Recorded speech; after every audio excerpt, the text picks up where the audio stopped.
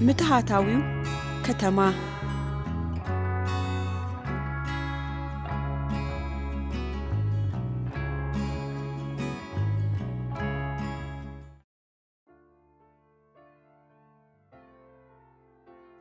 በጥንት ዘመን ፋርስን ያስተዳድር የነበረው በድር የተባለው ወጣት ሱልጣን ራቅ ያሉ ሀገሮችን መጎብኘት በጣም ይወድ ስለነበር አብዛኛውን ጊዜውን የሚያሳልፈው ወደ ልዩ ልዩ የዓለም ክፍሎች በመርከብ በመጓዝ ነበር።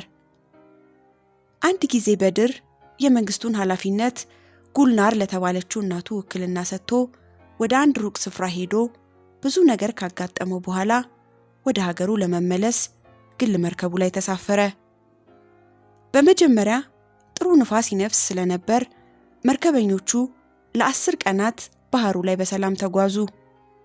በ11ኛው ቀን ግን ታላቅ ማዕበል ስለተነሳ መርከቢቱ በኃይለኛ ሞገድ እየተገፈተረችና እየዋዠቀች ቆይታ ቋሚ ግንዲላዎቿና ፍርግርጎቿ ተንኮታኩተው በብርቱ ነፋስ እየተገፋች ከአንድ ቋጥኝ ጋር ተላትማ ተሰባበረች።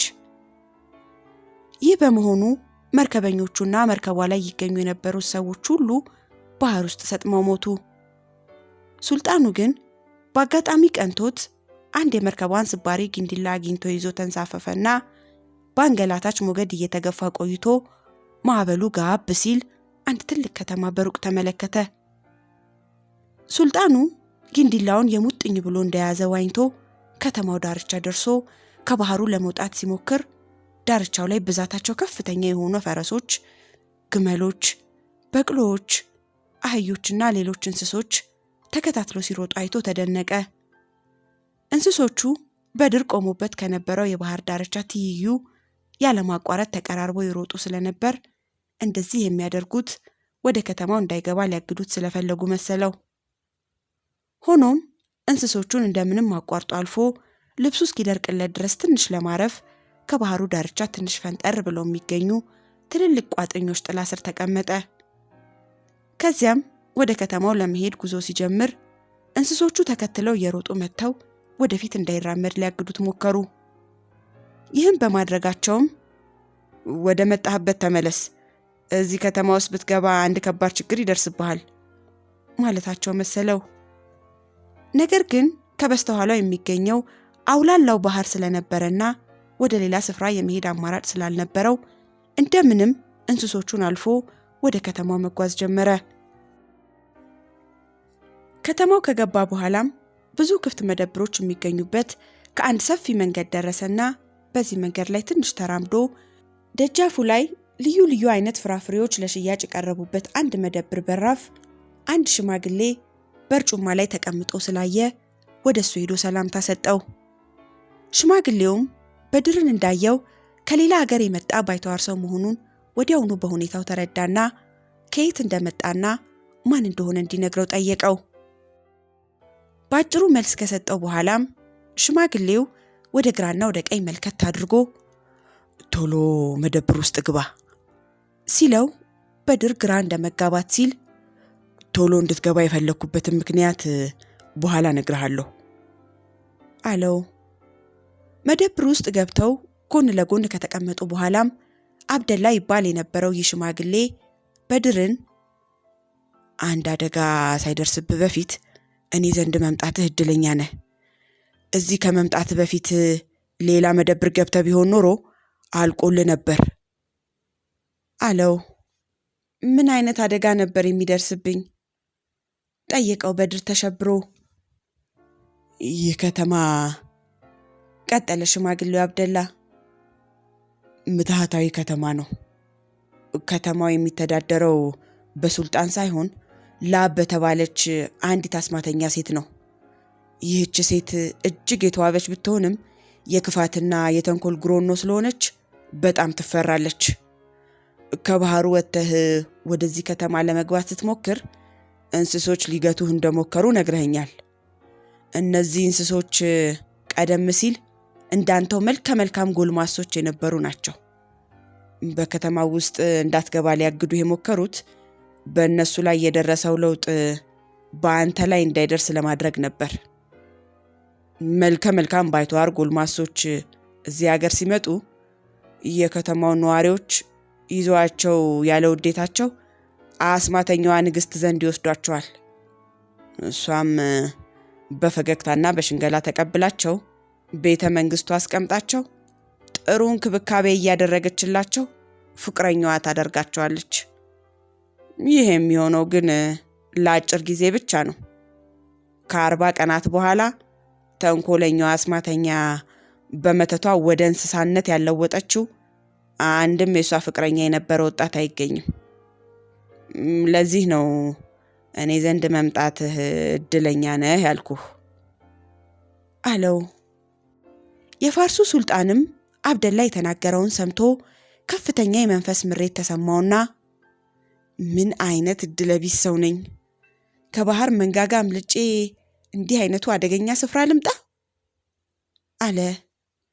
ሽማግሌውም በድር እንደፈራ ስለገባው ሊያረጋጋው ፈለገና ምንም እንኳን ስለ አስማተኛ ንግስት የነገርኩ ሁሉ እውነት ቢሆንም አይዞህ፣ አትፍራ። የከተማው ህዝብ እኔን በጣም ይወደኛል። ንግስቲቱም ታውቀኝና ታከብረኛለች።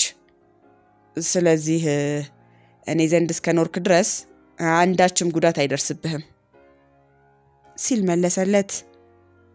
በድር ሽማግሌው ሊረዳው ፈቃደኛ በመሆኑ ከልብ አመሰገነውና ጊዜው ሞቃት ስለነበር መደብሩ በራፍ ጎን ለጎን ተቀምጠው ያወሩ ጀመር። በዚህን ጊዜም አብደላን ያውቁ የነበሩ አላፊ አግዳሚዎችና ገበያተኞች በድርን ሲያዩት ሽማግሌውን እንዲህ መልከ መልካም ጎልማሳ አገልጋይ የታገኘ እያሉ ሲጠይቁት አገልጋይ አይደለም፣ የሞተው የታላቅ ወንድሜ ልጅ ነው። ልጅ ስለሌለኝ እርጅናዬ ስለገፋና ብቸኝነት ስላጠቃኝ ከትውልድ ሀገር ያስመጥቸው ነው። ስሞትም ወራሼ እሱ ነው እያለ ይነግራቸው ነበር። ሰዎቹም አብደላን ጥሩ አድርገሃል፣ ለካስ ወንድም ነበረ እያሉት ይሄዱ ነበር። አንዳንዶቹ ግን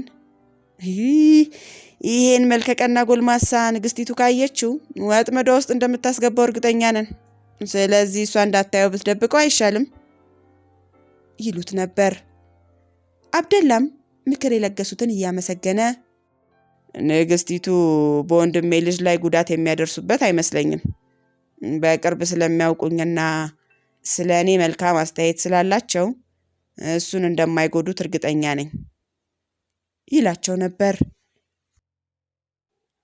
በድር ሽማግሌውን በስራ እየረዳ 1 ወር ያህል አብረው ከኖሩ በኋላ አንድ ቀን በድር መደብሩ በራፍ ተቀምጦ ሳለ አስማተኛዋ ንግስት በታላቅ አጀብ ታጅባ መጣች።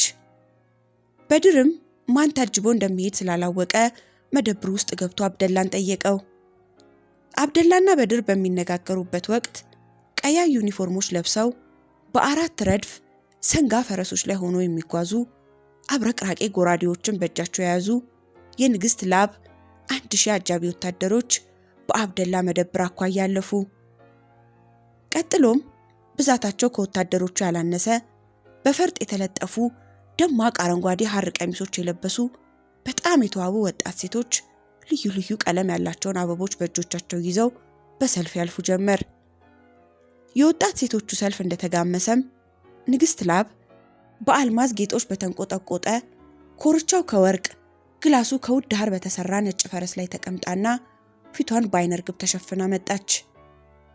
ንግስቲቷ አብደላ ሱቅ ስትደርስ በአይነ ርግቧ ወንፊት አማካኝነት በድርን ስላየችው በመልከ ቀናነቱ በቁመናውና በግርማ ሞገሱ ተማርካ ፈረሷን አቆመችና ሽማግሌውን ሰላምታ ከሰጠችው በኋላ ወደ በድር እያመለከተች ይህ ጎልማሳ የእርሷ አገልጋይ ነው እንዴ ብላ ጠየቀችው። አብደላም እጅ ከነሳት በኋላ አገልጋይ ሳይሆን የወንድሜ ልጅ ነው። የተወለደውና ያደገው ሌላ ሀገር ሲሆን አሁን እዚህ እንዲመጣ ያደረኩት እርጅና እየተጫነኝ ስለመጣ እንዲረዳኝና ከዚህ ዓለም በሞት ስለይ ያለኝን ጥቂት ንብረት እንዲወርሰኝ ብዬ ነው። ልጅ ስለሌለኝ እሱን የማያውና የሚወደው እንደገዛ ራሴ ልጅ ነው ሲል መለሰላት። ንግስት ላብም ከዚያም በፊት እንደ በድር ያለ እጅግ መልካም ጎልማሳ አይታ ታውቅ ስላልነበር በጣም ወደደችውና ሽማግሌውን አግባብታ በድርን እንዲሰጣት ለማድረግ ፈለገች። ስለዚህም የኔ አባት የወንድሞ ልጅ እኔ ዘንድ ቢኖር በሀብትና በደረጃ ስለምከበው ደስተኛ ሆኖ ሊኖር ስለሚችል ልውሰደው አለችው። አብደላም የኔም ቤት በድር የእርሱ አገልጋይ ቢሆን ተደሳች ሰው እንደሚሆን አልጠራጠርም። ነገር ግን ባላገር ስላደገና ስለ ቤተ መንግስት ስርዓት ምንም ስለማያውቅ አገልጋዩ መሆን የሚያስችል ብቃት ስለሌለው እኔው ዘንድ ቢሆን ይሻላል አላት። ንግስቲቱም ቅር ተሰኝታ አብደላ እስካሁን ድረስ የሚወዱኝ ይመስለኝ ስለነበረ የጠየቁትን ማናቸውንም ነገር የሚሰጡኝ ይመስለኝ ነበር። ለካስ ተሳስቻለሁ። ይህን ጎልማሳ አገልጋይ እንዲሆን ስጠይቆት ሰበብ ደርድረው እምቢ በማለቱ አዝኜቦታለሁ አለችው። አብደላም ንግስቲቱ ከፈለገች በድርን በኃይል መውሰድ እንደምትችል ስለሚያውቅ የኔም ቤት የሚፈልጉት እጅግ ከመወደውና ብቸኛ መጽናኛዬ ከሆነው የወንድሜ ልጅ ሊለዩኝ ነው እንዴ ሲላት፣ ቢሆንስ ምን አለበት? የወንድሞ ልጅ የኔ አገልጋይ ቢሆን ራሱ ተጠቅሞ እርሶን ይጠቅማል እንጂ ምን ይጎዳል? ገልጸው ባይነግሩኝም እርሶ ምን እንዳሰጋውት ይገባኛል። ግን ምንም የሚያሳስበውት ነገር መኖር የለበትም። የወንድሞ ልጅ እንደ አይኔ ብሌን እየተንከባከብኩ ቤተ መንግስቴ ውስጥ እንደማኖረው ቃል እገባለታለሁ አለችው። ሽማግሌው አብደላም ንግስቲቱ በድርን ወዳው ፍቅረኛዋ ልታደርገው የቆረጠች መሆኗንና ከዚህ ፍላጎቷ መሟላት ሊገታት እንደማይችል ተረድቶ ለእርሱ ያለኝ ፍቅርና አክብሮት ከፍተኛ መሆኑን እንዲጠራጠሩ አልፈልግም። በዚህ ምክንያት የወንድሜ ልጅ በአደራ ስለሰጠሁት ከነገ ጀምሮ ትሁት አገልጋዩ ይሆናል ሲል መለሰላት። ንግስቲቱም ይህን ስትሰማ በጣም ተደስታ በጣም አመሰግኖታለሁ። ነገ በዚሁ መንገድ ስለማልፍ አብሮኝ ወደ ቤተ መንግስቴ ይሄዳል አለችውና ሄደች። ንግስቲቱ እንደሄደችም አብደላ እንዳየኸውና እንደሰማኸው ንግስት ላብ እጅግ ስለወደደችህ ከዚህ እንዳትወስድህ ማድረግ አልቻልኩም። ነገር ግን ጉዳት እንደማታደርስብህ ተስፋ አለኝ። ሆኖም ቃሏን አጥፋ መጥፎ ነገር ብታደርስብህ ዋጋዋን ታገኛለች አለው። በማግስቱ ንግስቲቱ እንዳለፈው ቀን በወታደሮቿና በቆነጃጆቹ ወጣት ሴቶች ታጅባ አብደላ ሱቅ መታ ትላንት ቃል የገቡልኝን እንደሚፈጽሙልኝ ተስፋ በማድረግ መጥቻለሁ አለችውና ፊቷ ተሸፍኖበት የነበረውን አይነ ርግብ አንስታ መልኳን ለበድር አሳየችው። ወጣቱ የፋርስ ሱልጣን ግን የንግስቲቱን ወደር የለሽ ታላቅ ውበት አይቶ በልቡ ቢያደንቃትም አካላዊ ውበት ለብቻው ለዘለቄታ አርኪ አይደለም። የዚች ሴትዮ ውጫዊ ውበት የውስጧን ክፋት መደበቂያ ወጥመድ ሳይሆን አይቀርምና መጠንቀቅ አለብኝ ሲል አሰበ። በድር አይኖቹን ንግስቲቱ ላይ ተክሎ ይህን በሚያስብበት ወቅት አብደላ እጁን ይዞ ንግስቲቱ ዘንድ አቀረበውና ይህን ወጣት ልጅ እንደ ገዛ ራሴ ልጅ እንደምወደው እንደማይዘነጉ ተስፋ አለኝ። ቃል በገባሁሎት መሰረት ሊወስዱት ይችላሉ። ነገር ግን በጣም ስለምወደውና ስለሚናፍቀኝ አልፎ አልፎ እየመጣ እንዲጠይቀኝ ቢፈቅዱለት ደስ ይለኛል አላት። ንግስቲቱም አብደላ የጠየቃትን እንደምትፈጽም ቃል ከገባችለት በኋላ 1000 ወርቅ ዲናር ያለበት ከረጢት ሰጠችውና በድር ተቀምጦበት ከእርሷ ጋር እንዲጓዝ አምጥተው በነበረው በአልማዝ ጌጣጌጦች የተሸለመ ፈረስ ላይ ተቀምጦ ወደ ቤተ መንግስት ጉዞ ተጀመረ። በዚህን ጊዜም በድር ንግስቲቱን በማክበር ኋላ ኋላ መሄድ ፈልጎ ፈረሱን ከሷ ፈረስ አስከትሎ ነበር። እሷ ግን ወደፊት ቀድሞ በስተግራዋ ጎን ጎን አብሯት እንዲጓዝ ስለጠየቀችው ፈረሱን ወደፊት አስቀደመ። አብረው በሚጓዙበት ወቅትም መንገድ ዳር ቆሞ አጀቡን በሚመለከተው ሕዝብ ገጽታ ላይ ደስታ ሳይሆን ቅሬታና ጥላቻ ስላነበበ ንግስቲቱ በሕዝቡ ዘንድ ብትፈራም የማትወደድ መሆኗን ተገነዘበ። በድር በዚህ አልተሳሳተም ነበር። ምክንያቱም በዛን ጊዜ አብዛኛው ሕዝብ እርስ በርሱ ይባባል የነበረው ይህች መጥፎ ሟርተኛ ሴት አንድ ሌላ የምትጫወትበት ጎልማሳ ስላገኘች ደስ ብሏታል። የዋህ ባይተዋር በእሱ ቤት የተወደደና የተከበረ መስሎት ደስ ብሎታል። ነገር ግን ጥቂት ቆይታ በምትሃቷ እንደምትጫወትበት አልገባውም ይባባል ነበር። ለሕዝቡ እንደመሰለው ሳይሆን በድር ከንግስቲቱ ያገኘው ጊዜያዊ መወደድና መከበር አላስደሰተውም ነበር።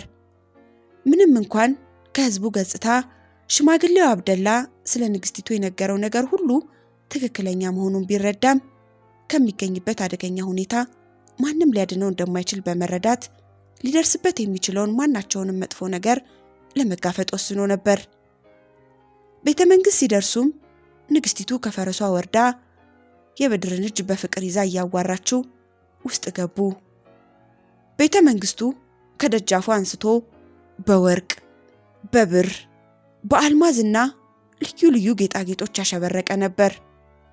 ክፍሎቹ ውስጥ ይገኙ የነበሩት የቤት ዕቃዎችም ውድና ቆንጆዎች ከመሆናቸውም በላይ አቀማመጣቸው በጣም ያስደስት ነበር። ንግስቲቱ የበድርን እጅ ይዛ አያሌ የተዋቡና ያሸበረቁ አዳራሾችን ካሳየችው በኋላ ፎቅ ላይ ወደሚገኘው የግል ክፍሏ ይዛው ሄደች። ይህም ክፍል ሰገነት ስለነበረው በድርና ንግስቲቱ ሰገነቱ ላይ አብረው ቆመው በደማቅ አበቦች መዓዛ የተሞላውን አስደሳች አትክልት ስፍራ ይመለከቱ ጀመር። ጥቂት ቆይቶም የቤተ መንግስቱ ማዕድ ኃላፊ ምሳ መድረሱን አሳወቀና ወጣቱ ሱልጣንና ንግስቲቱ ምግብ ቤት ገቡ። እዚያም ከንጹህ ወርቅ በተሰራ ትልቅ ጠረጴዛ ላይ የወርቅና የብር ሰሃኖች በአስጎምጂ ልዩ ልዩ አይነት ምግቦችና ፍራፍሬዎች ቀርበው ስለነበር ጎን ለጎን ተቀምጠው አብረው እያወሩ ይመገቡ ጀመር። ከምግብ በኋላም ምርጥ ጣፋጭ የወይን ጠጅ ቀርቦ ንግስት ላብ የወርቅ ዋንጫዋን በወይን ጠጁ ሞልታ ለበድር መልካም ጤንነትና ደስታ ተመኘችና ጽዋ አንስታ ጠጣች። ከዚያም የበድርን ዋንጫ በወይን ጠጁ ሞልታ ስትሰጠው በአክብሮት ተቀብሏት እሱም በበኩሉ ለንግስቲቱ ደህንነት ጽዋ አንስቶ ጠጣ። በድርና ንግስቲቱ ዋንጫቸውን እየተሞላሉ ሲጠጡና ሲደሰቱ ያሸበረቁ ልብሶችን የለበሱ ሙዚቀኞች ገብተው እጅግ አስደሳች የሆኑ ዜማዎችን በሙዚቃ መሳሪያዎች እየተጫወቱና እየዘፈኑ ይደንሱ ነበር። ንግስቲቱ ቀደም ሲል ለጊዜያዊ ፍቅረኞቿ ታደርግ እንደነበረው በድርን 40 ቀናት ስታስደስተው ሰነበተች። ከዚያም አንድ ሌሊት በድር እንቅልፍ የወሰደው መስሏት ቀስ ብላ ከመኝታዋ ተነሳች። ነገር ግን በዚያን ጊዜ ወጣቱ ሱልጣን አይኖቹን ቢጨፍንም እንቅልፍ ወስዶት ስላልነበረ ንግስቲቱ ከአልጋዋ የተነሳችው ለአንድ ተንኮል መሆኑ ገብቶት ከባድ እንቅልፍ የወሰደው ለማስመሰል እያንኳረፈ የምታደርገውን ሁሉ ይከታተል ነበር። ንግስቲቱ ከአልጋዋ ከወረደች በኋላ ኮመዲኖዋን ከፍታ በደቃቅ ወርቅ የተሞላ አንድ ትንሽ የብር ሳጥን አውጥታ ከደቃቁ ወርቅ አንድ እፍኝ ዘግና መኝታ ቤቱ ወለል ላይ ስትበትነው ደቃቁ ወርቅ ወደሚንፎለፎል ፈሳሽ ምንጭ ተለወጠ። ከዚያም ምትሃተኛዋ ንግስት ከዚህ ፈሳሽ ውሃ ቀርታ ዱቄት የሚገኝበት አንድ ጎድጓዳ ሳህን ውስጥ ጨምራ ታቦካው ጀመር። ሊጡን በሚገባ ካቦካችሁ በኋላም ልዩ ልዩ አይነት ቅመማ ቅመሞች ውስጡ ጨምራ መጋገሪያ ቆርቆሮ ውስጥ አድርጋው ዳቦ መጋገሪያ ምድጃ ውስጥ አስገባችውና እስኪበስል ድረስ ተጠቅማባቸው የነበሩትን ሳህኖችና ቁሳቁሶች አነሳስታ ስፍራውን አጸዳዳች። ዳቦው ሲበስልም ከምድጃው አውጥታ ቡፌ ውስጥ ከተተችውና በተቻላት መጠን ኮሽታ እንዳታሰማ ተጠንቅቃ በድር አጠገብ መታተኛች። በድር ግን ምትሃተኛዋ ንግስት ያደረገችውን በሙሉ ተመልክቶ ስለነበር ዳቦውን የጋገረችው ለአንድ ተንኮል ነው ብሎ ተጠራጠረና እስኪነጋ ድረስ እንቅልፍ በዓይኑ ዝውር ሳይል በሐሳብ ሲዋዥቅ አደረ። በድር ንግስቲቱ ዘንድ ከመጣ ጀምሮ ዘወትር ጊዜውን በደስታ ያሳልፍ ስለነበር ሽማግሌው አብደላ አንድም ቀን ትዝ ብሎት አያውቅም ነበር። በዚያን ሌሊት ግን ንግስቲቱ አንድ አይነት ጉዳት ታደርስብኛለች የሚል ስጋት ስላደረበት የሽማግሌው ምክርና እርዳታ አስፈላጊነት ታሰበውና ከመኝታው እንደተነሳ ንግስቲቱን አጎቴ ስለናፈቀኝ ሄጄ ልጠይቀው አላት። እሷም ሄደህ ብትጠይቀው ደስ ይለኛል፣ ነገር ግን ያላንተ ፍቅር አንድም ቀን መኖር ስለማልችል በተቻለ ፍጥነት ተመልሰህ እንድትመጣ ፈልጋለሁ አለችውና ሄደ። ሽማግሌው አብደላ በድርን ሲያየው ደስ ብሎት አቅፎ ሳመውና ስለ ቤተ መንግስት ኑሮ ጠየቀው። በድርም እስካሁን ድረስ ንግስቲቱ በጥሩ እንክብካቤ ይዛኝ ነበር ማለት እችላለሁ፣ ነገር ግን ዛሬ ሌሊት ስታደርግ ባየሁት ነገር ምክንያት በእኔ ላይ አንድ ተንኮል አቅዳለች የሚል ጥርጣሬ አድሮብኛል ብሎ ሌሊት ስታደርግ ያየውን ሁሉ ካወጋለት በኋላ ንግስቲቱ የምታደርግልኝ እንክብካቤና የምታሳየኝ ፍቅር ዲያብሎሳዊ ተንኮሏን መደበቂያ ሽፋን ሳይሆን አይቀርም አለው። ሽማግሌው አብደላም በድር ያለውን ሁሉ በጥሞና አዳምጦ የንግስቲቱን ተንኮለኛነትና መሰሪነት ጠንቅቄ ስለማውቅ ተንኮል እንዳሰበሽ በመጠርጠርህ አልተሳሳትክም። ስለሆነም ይህች መጥፎ ፍጡር በየጊዜው በወጣት ጎልማሶች ላይ ለምትፈጽመው በደል በራሷ ወጥመድ ተይዛ ቅጣቷን እንድታገኝ አደርጋለሁ ብሎ 2 ሙልሙል ዳቦዎች ሰጠውና አስማተኛዋ ንግስት ዛሬ ሌሊት 1 ሙልሙል ዳቦ መጋገሯን ነግረኸኛል። ይህን ዳቦ የጋገረችው አንተ እንድትበላውና በምትሃቷ ወደ እንስሳነት ልትቀይርህ አስባ ነው። ስለዚህ ዳቦን እንድትበላ ስትሰጥህ የምትበላው መስለህ ጣለውና በምትኩ አሁን ከሰጠው 2 ዳቦዎች አንዱን እየቆረስክ ብላ። የምትሰጥህን ዳቦ የበላህ ከመሰላት በኋላ በምትሃቷ ወደ እንስሳነት ልትቀይርህ ትሞክራለች። ነገር ግን ዳቦውን ካልበላህ ይህን ማድረግ አይሳካላትም። ውጥኗ እንዳልሰመረላት ስትረዳም ውስጡን መናደዷ ባይቀርም ንዴቷን ደብቃ ሙከራዋ ለቀልድ ነበር ትልሃለች። በዚህን ጊዜ አንተ የተታለልክ መስለህ የሰጠውህን 2ኛ ዳቦ እንድትበላ ስትሰጣት ቀደም ብላ በምታደርገው ሙከራ እንዳትጠራጠራት ለማድረግ ዳቦውን ትበላለች። ከዳቦ 1 ጉርሻ መዋጧን ካረጋገጥክ በኋላ ፊቷ ላይ ውሃ እየረጨ ወደ አንድ አይነት እንስሳ ተቀየሪ ስትላት እንስሳ ትሆናለች። ይህ ከሆነ በኋላ እኔ ዘንድ መጥተህ አስታውቀኝና ቀጥሎ ምን ማድረግ እንዳለብን እንመካከራለን አለው። በድር አብደላን አመስግኖ ወደ ቤተ መንግስቱ ተመልሶ ሲሄድ ንግስቲቱ አትክልት ስፍራዋ እየተንጎራደደች የሱን መምጣት በጉጉት ትጠባበቅ ስለነበር ስታየው በጣም ደስ አላት። አቅፋ ከሳመችው በኋላም በድርዬ የፍቅር ጽናቱና ግለቱ የሚታወቀው ሲለያዩ ነው። ካንተ ከተለየው በኋላ ለአንዲት ደቂቃ እንኳን የአእምሮ ሰላምም ሆነ እረፍት ማግኘት አልቻልኩም ነበር። ስለዚህ ባክህን የምትወደኝ ከሆነ ለወደፊቱ እንለያይ አለችው። በድርም ንግስቲቱ እንዲያ ያለችው የተንኮል መረቧን ለመዘርጋትና እሱን በቀላሉ ማጥመድ እንድትችል ለማመቻቸት መሆኑ ገብቶት የኔ መቤት እኔም በጣም የሚወደኝ አጎቴ ባይናፍቀኝ ኖሮ ከእርሶ ለአንዲት ደቂቃ እንኳን መለየት ባልፈለኩም ነበር። አሁንም ቢሆን ተመልሼ የመጣሁት የእርሶን ናፍቆት ፋታ አልሰጥም ስላለኝ አጎቴ እሱ ዘንድ እንድሰነብት ሲለምነኝ እምቢ ብዬው ነው። እንዲያውም ምግብ እንኳን አዘጋጅቶ እስክበላ ድረስ እሱ ዘንድ መቆየት ስላልቻልኩ ይህን ዳቦ ብቻ ከሱ ቤት ወስጄ እርሶ እንዲበሉልኝ አምጥቻለሁና እንዲበሉልኝ እለምኖታለሁ ብሎ ያመጣውን 1 ሙልሙል ዳቦ ሰጣት። ንግስቲቱም ዳቦውን በፈገግታ ተቀብላ አስቦ ስላመጣላት ካመሰገነችው በኋላ ይህን ያመጣህልኝን ቆንጆ ዳቦ በኋላ በለዋለሁ።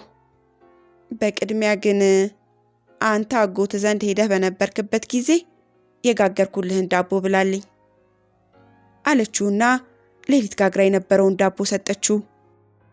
በድርም ንግስት ላብ የሰጠችውን ዳቦ ተቀብሎ ሳታየው በቅልጥፍና ሽማግሌው በሰጠው ሌላኛው ዳቦ ቀይሮ ያንን እየገመጠና እያኘከ በጣም ግሩም ዳቦ ነው፣ እንዲህ አይነት ጣፋጭ ዳቦ ከተፈጠርኩ በልቼም አላውቅም አላት። ንግስቲቱም እሷ ሰጥታው የነበረውን ዳቦ የበላ መስሏት በአቅራቢያዋ አዘጋጅታ ከነበረው ውሃ የተሞላበት ጎድጓዳ ሳህን በእፍኟ ቀርታ በድር ፊት ላይ ረጨችና አንተ መጥፎ የሰው ቅርጽህን ለቀህ ወደ መጋዣ ፈረስነት ተለወጥ ብላ ጮኸች። ነገር ግን ንግስቲቱ ጠብቃው እንደነበረው በድር በምትሃቷ ከሰውነት ወደ ፈረስነት ያለመለወጡን ስትረዳ በድር እንዳይታዘባትና ወደፊት ጉዳት ታደርስብኛለሽ ብሎ እንዳይጠረጥራት ተሰምቷት የነበረውን ስሜት ደብቃ በድርዬ አሁን የተናገርኩት ለቀልድ እንደሆነ ሳትረዳ የምትቀር አይመስለኝም። መቼም ባንተ ላይ ቅንጣት የሚያህል ጉዳት እንዲደርስብህ እንደማልፈልግ ታውቃለህ አለችው። በድርም ምንም ያልተጠራጠረ በመምሰል የኔ እመቤት ነገሩ ለቀልድ መሆኑ ስለገባኝ በአባባሉ አልተቀየምኩም። ይልቁንስ ስለዚህ ጉዳይ ማውራት ትተን የጋገሩልኝን ዳቦ ስለበላሁ እኔ ያመጣሁልዎትን በልተውልኝ ያስደስቱኝ አላት። ምትሃተኛዋም ምንም የማትጠራጠረው መሆኑን ማሳየት ፈልጋ የሰጣትን ዳቦ ትበላ ጀመር። አንድ ሁለት ጊዜ ጎርሳ መንፈሷ ተረብሾ ስትፈዝና ግራ ስትጋባም በድር ከጎድጓዳ ሳህኑ ውሃ በፍኙ ወስዶ ፊቷ ላይ እየረጨ አንቺ ከይሲ ምትሃተኛ ወደ ባዝራ ፈረስነት ተለወጪ ሲላት ወዲያውኑ አንድ ደስ የምትል ፈረስ ሆነች። በድርም ፈረሷን ጋጣ ወስዶ ልጓምና ኮርቻ አደረገላትና ለዋ ላይ ተቀምጦ አብደላ ዘንድ ሄደ።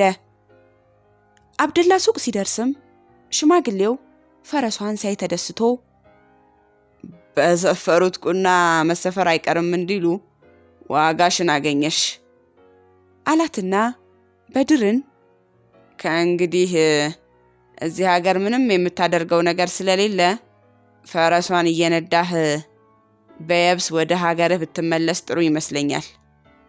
ምንም እንኳን እንደገዛ ልጄ ስለምወድህ እስከ ዕድሜ ፍጻሜ ድረስ ከኔ ጋር ብትኖር ደስ ቢለኝም እናትህ በመጥፋትህ ሳትጨነቅ ስለማትቀር ከዚህ እንድትሄድ የፈለግኩት ለእሷ በማሰብ ነው አለው። በድርም አብደላ ስላደረገለት ከፍተኛ እርዳታ ከልብ አመስግኖትና ተሰናብቶት ስንቁን ይዞ ወደ ሀገሩ ይጓዝ ጀመር። ሱልጣን በድር 3 ቀናት በፈረስ ተጉዞ አንድ ትልቅ ከተማ በሩቁ ተመለከተ። ከተማው ዳርቻ ሲደርስም አንድ አዛውንት ቤቱ አቅራቢያ ሲንሸራሸር አገኘና ሽማግሌው ሰላምታ ካቀረበለት በኋላ ማን እንደሆነና ከየት እንደመጣ እንዲነግረው ጠየቀው። በድር ሰውየው ለጠየቀው ጥያቄ ምላሽ ለመስጠት ፈረሱን ቆም ሲያደርግ አንዲት አሮጊት መታ ፈረሷን እያየች ታለቅስ ጀመር። በድርም ሴትዮዋ ፈረሷን እያየች በማልቀሷ ተገርሞ ለምን እንደምታለቅስ ይጠይቃት። የኔ ልጅ ይህች የተቀመጥክባት ፈረስ በቅርቡ የሞተችውን የልጄን ፈረስ ትመስላለች። እንዲያውም በጣም ከመመሳሰላቸው የተነሳ የኛ ፈረስ መሞቷን ባላረጋግጥ ኖሮ ይህች ፈረስ እሷ ናት ብዬ እከራከርህ ነበር። የሞተችውን ፈረሳችንን በጣም እንወዳት ስለነበር በእሷ ሞት የተሰማን ሐዘን ከፍተኛ ስለሆነ መጽናናት አልቻልንም። እባክህን ፈረስህን ሽጥልኝ። የፈለከውን ያህል ገንዘብ ልከፍል ዝግጁ ከመሆኔም በላይ ውለታህን ምን ጊዜም ቢሆን አልረሳውም አለችው። የኔ እናት መለሰ በድር፣ ፈረሴን መሸጥ ስለማልፈልግ የጠየቁኝን ልፈጽምልዎት ባለመቻሌ አዝናለሁ። ሴትዮዋ ግን እንባዋን ማፍሰስ ቀጥላ እባክህን የኔ ልጅ ለእኔና ለልጄ ልብህ ራርቶ ፈረሷን ሽጥልን። የማትሸጥልን ከሆነ እኔና ልጄ በብስጭት እንሞታለን አለችው። በድርም ካሮጊቷ ለመላቀቅ ብሎ ለመሆኑ ልሸጥላችሁ ብፈልግስ 1000 የወርቅ ዲናር ልትከፍሉኝ ትችላላችሁ ብሎ ሲጠይቃት በደስታ እንጂ አንተ ፈረሷን በዚህ ዋጋ መሸጥ የምትስማማ ከሆነ የጠየቅከውን ገንዘብ አሁኑኑ ከፍልሃለሁ አለችው። በድርም አሮጊቷ የለበሰችው ልብስ መናኛና አሮጌ ስለነበረ 1000 ዲናር ሊኖራት አይችልም ብሎ ገምቶ የምትለውን ለመስማት ጥሩ ነው፣ እሺ 1000 የወርቅ ዲናር ይክፈሉኝና ፈረሷን ይውሰዷት ሲል መለሰላት። አሮጊቷም ይህን ስትሰማ በጣም ተደስታ ወገቧ መቀነት ላይ ተንጠልጥሎ የነበረውን አንድ ከረጢት ፈታ ለበድር አሳየችውና የጠየቅከው ገንዘብ እዚህ ውስጥ ስለሚገኝ ከፈረሷ ወርዳ አብረን እንቁጠረውና ተረከበኝ አለችው። በድርም ድሃ ትመስል የነበረችው አሮጊት ዘንድ ያን ያህል ገንዘብ ሊገኝ በመቻሉ ተገርሞ ሳያስብ ገብቶላት የነበረውን ቃል ለማፍረስ የኔ እናት ፈረሷን በ1000 የወርቅ ዲናር እሸጥልዎታለሁ ያልኩት ለቀልድ ነበር። በመጀመሪያ እንደነገርኩት ፈረሷን በምንም አይነት መሸጥ ስለማልፈልግ ስለዚህ ጉዳይ ዳግመኛ ባይጠይቁኝ ጥሩ ነው አላት። በዚህን ጊዜም ሁለቱ ይባባሉ የነበረውን ያዳምጥ የነበረው አዛውንት በድርን የኔ ልጅ እዚህ ከተማ ውስጥ እንደዚህ አይነቱ ቃል ማጠፍ በሞት ስለሚያስቀጣ ቀደም ሲል ቃል እንደገባህላቸው ገንዘቡን ተቀብለህ ፈረሷን ብታስረክባቸው ይሻልሃል። ይህን ማድረግ ፈቃደኛ ካልሆንክ ግን ሴትየዋ አንተን የመክሰስ መብት ስላላቸውና እኔም የሰማሁትንና ያየሁትን መመስከሬ ስለማይቀር ትገደላለህ አለው። በድርም ይህን ሲሰማ ከመስማማት በቀር ምንም ሌላ አማራጭ ስላልነበረው ከፈረሷ ወርዶ አሮጊቷ በእጇ ይዛው የነበረውን ከረጢት ተቀብሎ ልጓሙን ሰጣት። አሮጊቷም ልጓሙን እጇ ካገባች በኋላ ከአንድ ቦይ ውሃ በእፍኟ ቀርታ ፈረሷ ላይ እየረጨች የኔ ልጅ ከተደረገብሽ አስማት ነፃ ወጥተሽ ይህን ያልሽውን የአስቀያሚ ፈረስ ቅርጽ ለቀሽ ወደ ተፈጥሮ ሰውነትሽ ተመለሺ ብላ ጮኸች። ይህም ወዲያውኑ ተከናውኖ በድር በፈረሷ ምትክ የቀድሞ ወዳጁን ንግሥት ላብን ቆማ ሲመለከት በድንጋጤ ህሊናውን ስቶ መሬት ወደቀ። አሮጊቷም ልጇን አቅፋ ከሳመቻት በኋላ አንድ ፉጨት ስታሰማ አንድ እጅግ ግዙፍ ጂኒ ከተፍ ብሎ በእሷ ትእዛዝ በድርን በአንድ ትከሻው ንግሥቲቱንና አሮጊቷን በሌላው ትከሻው ተሸክሞ በረረና በቅጽበት ቤተ መንግስቱ አደረሳቸው። ምትሃተኛዋ ንግሥት መንበሯ ላይ እንደተቀመጠች በድርን በቁጣ አንተ ውለታ ቢስ ፍጡር 40 ቀናት ሙሉ ተንከባክቤ ፍቅረኛ የመሆን እድል ሰጥቼ አንተና ያ ሟርተኛ ጎት ተመሳጥራችሁ ልትጫወቱብኝ ነበር፣ ግን አልተሳካላችሁም። ሁለታችሁም ዋጋችሁን ታገኛላችሁ ብላው የመልስ እድል ሳትሰጠው በምትሃቷ ተጠቅማ አንድ አስቀያሚ ጉጉት አደረገችው። ከዚያም ደንገጡሯን ጠርታ ይህን መጥፎ ጉጉት ወፍ ጎጆ ውስጥ ጨምሪውና ቆልፊበት፣ እኔ ካልነገርኩሽ በቀር ምግብና ውሃ እንዳትሰጩ አለቻት። ደንገጡሯ ግን ምንም እንኳን ንግሥቲቱ እንዳዘዘቻት ጉጉት የሆነውን በድርን አንድ የወፍ ጎጆ ውስጥ ብትቆልፍበትም ስላዘነችለት በየጊዜው በድብቅ ትመግበው ነበር። እንዲያውም አንድ ቀን ተደብቃ አብደላ ሱቅ ሄዳ የወንድሙ ልጅ ንግሥት ላብ ወደ ጉጉትነት እንደቀየረችውና በእርሱም በራሱ ላይ የበቀል እርምጃ እንደምትወስድ መዛቷን ነገረችው። አብደላም ከፍተኛ ምትሃታዊ ችሎታ ስለነበረው አንድ አይነት ፉጨት ሲያሰማ 4 ክንፎች ያሉት አንድ እጅግ ግዙፍ አስፈሪ ጂኒ ተገልጾ እጅ ነሳውና ምን ልታዘዝ ብሎ ጠየቀው።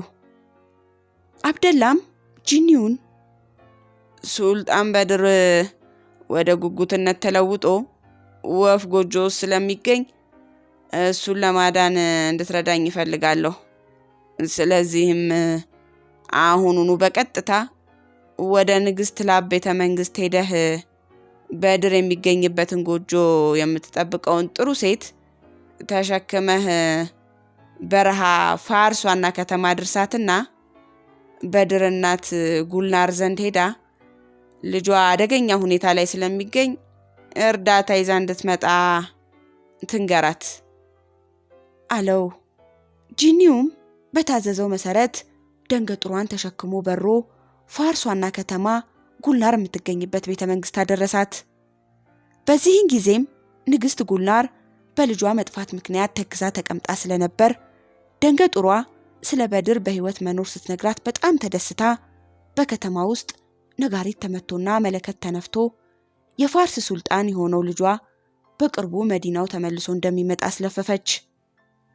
ከዚያም የባህር ጂኒዎችን በሙሉ ያዝ ወደ ነበረው ሳሌህ የተባለው ወንድሟ ዘንድ ሄዳ የኔ ወንድም ልጄ በድር አንድ የምትሃት ከተማ ውስጥ ላብ በተባለች አንዲት አስማተኛ ሴት ወደ ጉጉትነት ተለውጦ ወፍ ጎጆ ውስጥ እንደሚገኝ ስለሰማው ጊዜ ሳናባክን አብረን ሄደን እንርዳው አለችው።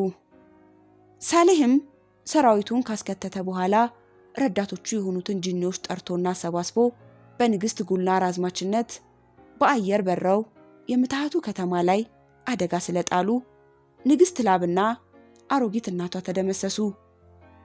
ከዚያም ንግስት ጉልናር ከአብደላ መልእክተኛ ደንገጡር ጋር በድር ይገኝበት ወደ ነበረው የወፍ ጎጆ ሄዳ ጎጆውን ከከፈቱ በኋላ ጉጉቱ ላይ ውሃ እየረጨች ይህም ወድህ ልጄ ይህን የተፈጥሮ ያልሆነን ቅርጽ ትተህ ራስህን ሁን ስትል ጉጉቱ ወዲያውኑ ጠፍቶ በምትኩ ልጇ በድር ስለተገለጸ የደስታ እንባ እያፈሰሰች አቅፋ ሳመችው። ከዚያም ሽማግሌውን አብደላን አስጠርታ ለኔና ለልጄ ያደረክልን ውለታ እጅግ ከፍ ያለ ስለሆነ የፈለከውን ነገር ብትጠይቀኝ እንድታገኝ ያደርጋለሁ አለችው። አብደላም የኔም መቤት በዓለም ላይ አሁን ካለኝ በላይ ስልጣንም ሆነ ሀብት ስለማልፈልግ የምለምኖት ነገር የለም። ሆኖም ልጆን ስለምወደውና ልረዳው ስለምፈልግ ያለኝ መጠነኛ እውቀትና ችሎታ ለሱ አገልግሎት ይውል ዘንድ ወደ ፋርስ ይዛችሁኝ ብትሄዱ ደስ ይለኛል ሲል በትህትና ስለመለሰላት ደስ አላት። አብደላና ጉልናር አብረው ቆመው በሚነጋገሩበት ወቅት በጣም ውድና ቆንጆ ልብሶች የለበሱ መልከ መልካም ጎልማሶች በሰልፍ ሲመጡ ታዩ። እነዚህ ሰዎች ቀደም ሲል በንግስት ላብ አስማት ወደ እንስሳነት ተቀይረው የነበሩት ሲሆኑ ልክ እሷ እንደሞተች የተፈጥሮ መልካቸውንና ቅርጻቸውን አግኝተው ስለነበር በሰልፍ የመጡት ንግስት ጉልናርንና ወንድሟን ሳሊህን ለማመስገን ነበር። ጎልማሶቹ ምስጋናቸውን ከገለጹ በኋላም በድር፣ አብደላ፣ ንግስት ጉልናርና ተከታዮቻቸው በመቃጠል ላይ ከነበረው የምትሃት ከተማ ወጥተው ወደ ፋርስ መዲና ጉዞ ተጀመረ። እዚያ ሲደርሱም የፋርስ ህዝብ ሱልጣን በድር ተመልሶ በመምጣቱ እጅግ ተደስቶ ታላቅ አቀባበል አደረገለት።